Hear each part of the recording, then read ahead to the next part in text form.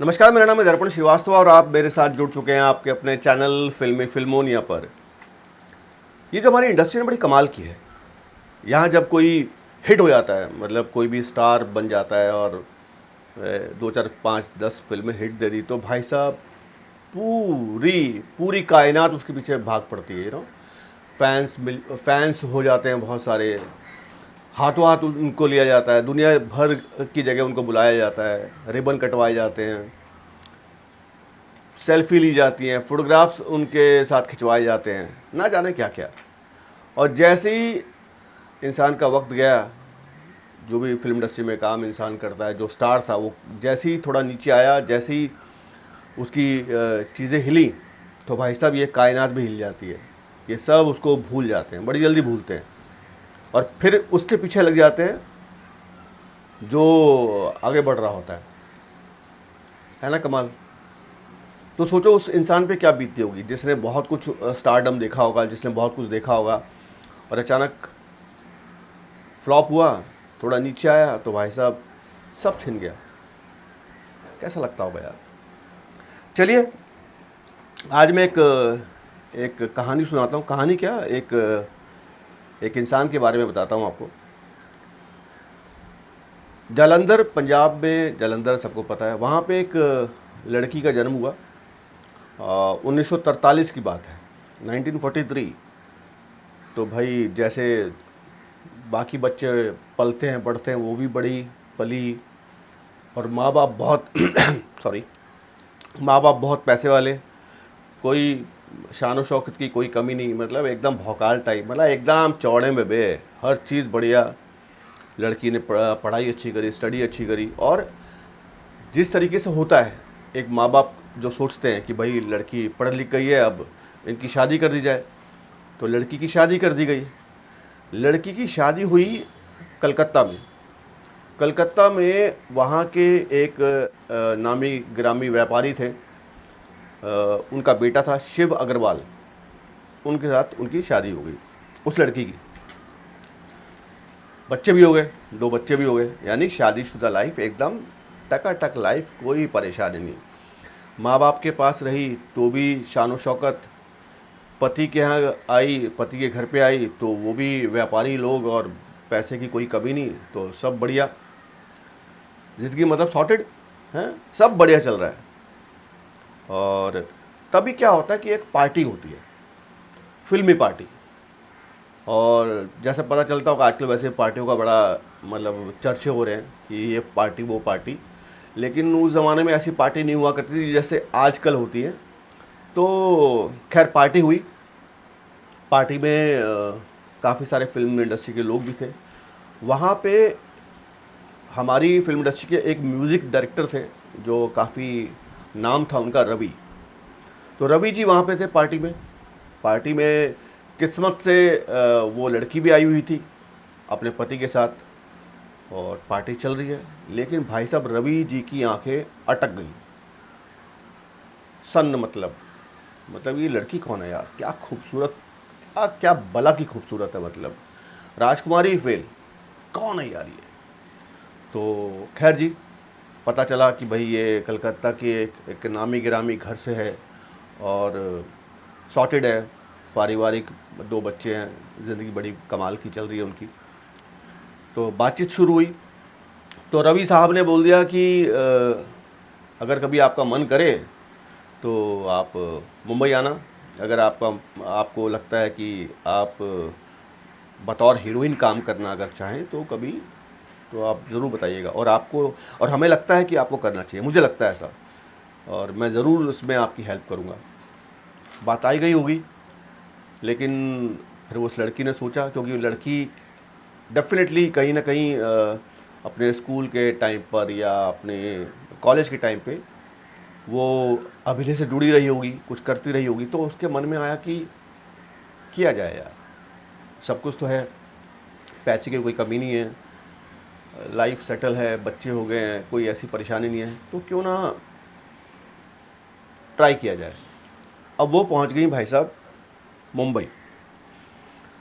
मुंबई पहुंची और मुंबई में जो रवि जी थे, रवि जी ने मिलवाया उनको उस ज़माने के मतलब super duper producer director B R Chopra साहब के साथ। बी आर चोपड़ा ने बहुत सारी फिल्म्स बनाई हैं। अगर आप चाहें तो आप उनका नाम अगर डालेंगे गूगल पे तो पता चल जाएगा कितनी सारी फिल्म्स उनके नाम हैं। तो महाभारत इतना बड़ा टीवी सीरियल वो भी बी आर चोपड़ा साहब का था। तो मिलवाया जी, और मिलवाया और मिलवाते हो गया मतलब एकदम मामला गर्म कि भाई ये लड़की कमाल है। तो बी आर चोपड़ा साहब बिल्कुल हैरान परेशान कि यार ये क्या भला की खूबसूरत लड़की है? उन्होंने देखते ही भाई ऑफर दे दिया कि आप हमारी अगली फिल्म की हीरोइन हैं। लो जी, इसे बोलते हैं किस्मत। हैं मतलब बचपन में पैसा, पति क्या पैसा, फिर खुद एक सामने से इंसान ने बोला कि आप हीरोइन बन सकती हैं, अगर आप बनना चाहो तो मुंबई आ जाना। मुंबई पहुंची तो पहली मुलाकात में मतलब बी आर चोपड़ा साहब ने कहा कि भाई तुम हो गई फिल्म की हीरोइन। और वो फिल्म थी हमराज। आज के ज़माने के हमारे बाबा मतलब संजय दत्त साहब के पिताश्री सुनील दत्त, वो उस फिल्म के हीरो थे और वो हीरोइन लड़की बन गई, उसका नाम था विम्मी। तो वी ने अपनी शुरुआत कर दी हमराज फिल्म से, और भाई साहब फिल्म सुपर डुपर हिट, एकदम भौकाल मचा दिया। आज भी अगर आप गाने सुनते होंगे, नीले गगन के तले धरती का ये और भी बहुत सारे मतलब उस फिल्म के सारे गाने हिट थे। तो सुपर डुपर फिल्म हिट हो गई, फिल्मों की लाइन लग गई भाई साहब। लो जी, किस्मत ने फिर एक बार मतलब मौका दिया, पैसा ही पैसा पैसा, और मुंबई आके फिर पैसा। तो पहली रात मतलब पहली फिल्म से वो रातों रात भाई स्टार बन गई। उसके बाद उनकी फिल्म आई आबरू आई, नानक राम जहाज आई, पतंगा आई, अमिताभ बच्चन साहब के साथ और जया जी के साथ शायद गुड्डी भी की उन्होंने, कहीं यार कहीं पार की, वचन, और कहानी हम सबकी, प्रेमी गंगाराम, मतलब काफ़ी सारी फिल्म्स उन्होंने की और सारी फिल्म्स में उनको अप्रिशिएट किया गया। भाई साहब गाड़ी निकल पड़ी, सब बढ़िया चल रहा है, सब एकदम टकाटक, कुछ टेंशन नहीं।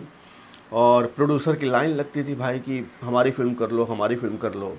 और उस ज़माने के अशोक कुमार साहब, शशि कपूर, इन सब के साथ उन्होंने काम कर लिया। तो फिर ऐसा एक दौर आया कि भाई साहब जो उनके पति देव थे अग्रवाल साहब, वो उस जो विम्मी जी थी उनकी हर बात में दखल अंदाजी करने लगे। मतलब कि ये फिल्म साइन करो, प्रोड्यूसर से पैसा मांगो, मतलब हर चीज़ में उनकी उंगली हो गई भाई साहब। अब पति था, पति को आप बोल भी नहीं सकते, पति को बोलोगे तो दिक्कत है। और वो भी, और इससे क्या हुआ, प्रोड्यूसर्स को दिक्कत होने लगी, क्योंकि हर डिसीज़न भाई वो विम्मी से पूछते थे, विम्मी का सारे डिसीजन लेते थे भाई साहब उनके पतिदेव शिव अग्रवाल। तो दिक्कतें शुरू हो गई, इससे मत मिलो, उससे मत मिलो, रात को कहाँ जा रही हो पार्टी में, और हमारी इंडस्ट्री में मिलना जुलना, पार्टीज, ये सब चलता रहता है। तो ये दिक्कतें शुरू हो गई, नहीं जाओगी, ऐसे नहीं करोगी, ये कपड़े नहीं पहनोगी, वो कपड़े नहीं पहनोगी, ये होगा वो होगा, बहुत सारी मतलब पाबंदियाँ, बहुत सारे लफड़े झंझट मारी। और फाइनली क्या हुआ, एक वक्त ऐसा आया कि दोनों मियाँ बीवी अलग हो गए। विम्मी जी रह गई मुंबई और शिव अग्रवाल साहब निकल गए कलकत्ता। लेकिन इससे क्या हुआ, इससे एक दिक्कत हो गई, इसे जो प्रोड्यूसर्स उनको लेना चाहते थे तब तक वो बाकी मतलब हीरोइंस के पास चले गए, उनको काम दे दिया। तो काम की दिक्कत शुरू हो गई, काम का प्रॉब्लम शुरू हो गया। अब काम का प्रॉब्लम, ऊपर से पति से डिवोर्स हो गया, पति से तलाक, यहाँ काम की दिक्कत, काम नहीं मिल रहा था। और इस चक्कर में उन्होंने क्या किया, उन्होंने शराब पीना शुरू कर दिया विम्मी जी ने। ये सारे रिसोर्सेज बताते हैं, मतलब ये सारी न्यूज़ में है कि उन्होंने शराब इतना पीना शुरू कर दिया कि भाई साहब लीवर डैमेज हो गया उनका, शराब पी पी के लीवर ख़राब, ऊपर से जितने सारे प्रोड्यूसर से उन्होंने किनारा कर लिया। जो इतनी अच्छी अच्छी फिल्म्स उन्होंने दी, वो सारे प्रोड्यूसर्स ने उनसे बात करना बंद कर दिया। अचानक सब तीतर बितर हो गया, सिर्फ एक गलती से कि उनके पतिदेव ने, मुझे ऐसा लगता है, उनके पतिदेव ने उनकी बातों में दखल देना शुरू कर दिया। और डेफिनेटली वो एक सफल अभिनेत्री थी, उनको अपने डिसीजन लेने चाहिए थे, लेकिन जब ये दिक्कतें शुरू हुई तो चीज़ें बिखरना ज़रूरी था, सब बिखरता चला गया। और जहाँ तक सुनने में आया कि एक वक्त ऐसा आ गया था कि उनको प्रोड्यूसर्स के पास जाके पैसा मांगना पड़ा अपने घर खर्चे के लिए, अपना खर्च चलाने के लिए, अपने घर का खर्चा उठाने के लिए उनको प्रोड्यूसर्स को पैसे मांगने पड़े, और सब ने उनका साथ छोड़ दिया। सोचो यार, मतलब जिस बच्ची ने, जिसने इतना शानो शौकत देखी माँ बाप के यहाँ, पति के यहाँ, और मुंबई में भी आके देखी, लेकिन कुछ गलतियों से, एक तो शराब पीना, पति से डेफिनेटली जब तलाक हुआ होगा तो वो मानसिक तौर पे वो टूट गई, उसी चक्कर में पीना शुरू हो गया। प्रोड्यूसर्स को मना करना जो किया गया था वो भी दिक्कतें आई, प्रोड्यूसर्स ने उनके साथ दूरी बना ली है, सब चीज़ें उनके कैरियर पर भारी पड़ गई। प्रोड्यूसर्स ने मतलब उनके खर्चे के लिए भी उनको पैसे नहीं दिए। और फिर एक वक्त ऐसा भी आया कि ये सुनने में आया कि उन्होंने वेश्यावृत्ति भी की। मतलब सोचो, एक इतनी बड़ी, इतनी खूबसूरत औरत, इतनी, मतलब राजकुमारी भी क्या होंगी यार, पिक्चर्स अभी देखी, मतलब ऐसी औरत जिसको मतलब वो छू लो तो मैली हो जाए, और शराब, चीज़ें। फिर उन्होंने, ये भी सुनने में आया कि फिर उन्होंने कुछ डिसीजन गलत भी लिए, कुछ प्रोड्यूसर के साथ बदतमीज़ी भी की होगी, शराब पीने के बाद आदमी कर देता है, तो सब उनके खिलाफ हो गया था मामला। वेश्यावृत्ति की अपना खर्च चलाने के लिए, सोचो। और ये आपने सुना भी होगा कई बार कि अक्सर ये गलतियां लोग कर देते हैं क्योंकि शानो शौकत की आदत पड़ जाती है। आपको पता होता है कि मेरा रहने का स्टाइल ऐसा है, मेरे खर्चे इतने हैं, तो खर्चों को पूरा करने के लिए आप गलत रास्ता चुन लेते हैं। शायद उनके साथ भी ऐसा हुआ होगा, गलत रास्ता चुना, चीज़ें बिगड़ती चली गई। और एक वक्त आया कि आई थिंक 22 अगस्त 1977 में नानावटी हॉस्पिटल मुंबई में उनकी मौत हुई। बहुत ही बुरे हालातों में उनकी मौत हुई। 10 साल के कैरियर में उसने सब देख लिया, मतलब पैसा, रुतबा, फैंस, पागलों की हद तक लोगों का चाहना, उसका सब कुछ। और ये भी देख लिया कि कोई उसके आसपास भी नहीं था, ना परिवार, ना पति, ना बच्चे, ना दोस्त, ना प्रोड्यूसर्स, ना फैंस, कुछ नहीं, सब खत्म। मरने के बाद उनकी लाश को ठेले पे लेके जाया गया था। सोचो आप, ठेले पे होता ना जो मजदूर लोग लेके चलते हैं, उस पे जाके उनका अंतिम संस्कार किया गया। तो भाई एक बात समझ लो, जब आप कहीं किसी भी मकाम पे पहुंचते हैं तो अपना संयम बना के रखें, झूठी शानो शौकत के पीछे ना भागें, वरना हालात ऐसे ही होते हैं जैसे विम्मी जी का हुआ। रिश्तों को पकड़ के रखें, परिवार को पकड़ कर रखें, और कभी भी अगर मान लो आपको शोहरत मिल भी गई है तो शोहरत को ना सर पर चढ़ने मत दें। अगर शोहरत सर पर चढ़ गई तो भाई साहब एक बात समझ लो, देर नहीं लगेगी अर्श से फर्श पे आने के लिए।